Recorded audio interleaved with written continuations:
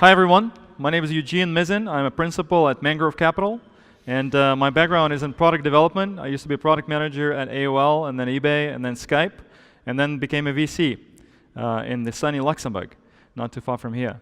So it's been a great morning. It's been really good to meet a lot of companies, and it's been particularly great to see some companies that I spoke to before in the previous month, and to see their traction, their progress, to see the teams growing more confident in in pursuing their vision.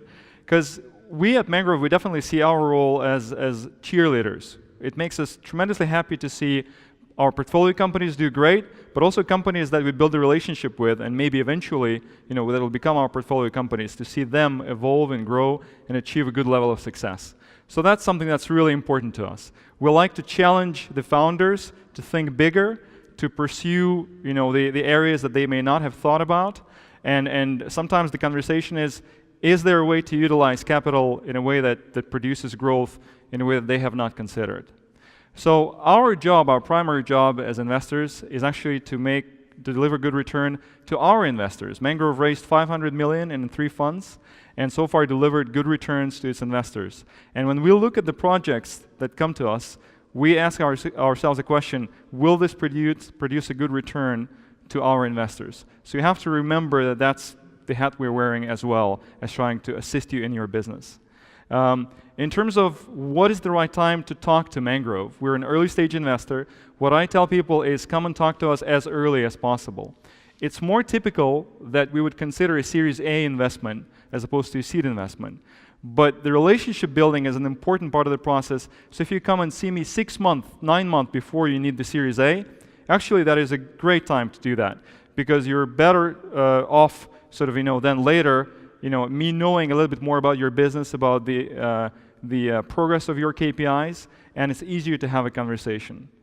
Then lastly, maybe mention some of the companies that we've been involved with. Mangrove was an early investor in Skype.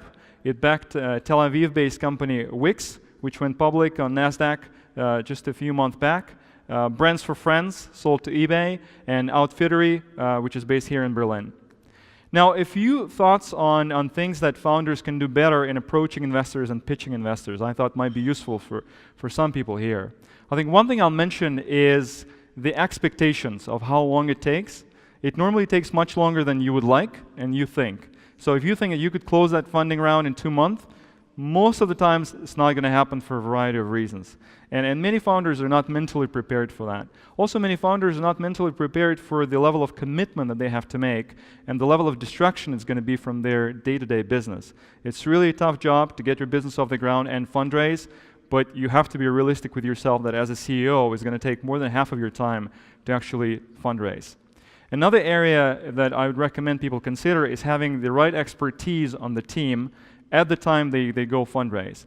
And if, let's say, you're in an enterprise sales business and your team is a technology-driven team, so you don't yet have the right sales executive on board, I highly recommend that you secure the right profile of the person before you go and talk to VC, even if they're not yet on board, but you've kind of have a preliminary agreement with them that once you have funding, they're going to come on board.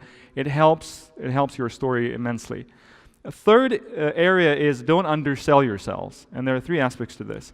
One is in terms of storytelling. I mean, pitching an investor is really about storytelling, and I think many people fail at that.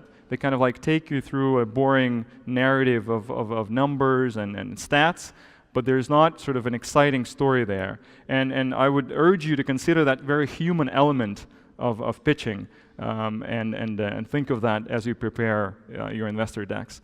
The second is educating an investor about the market. You're the specialist in your market.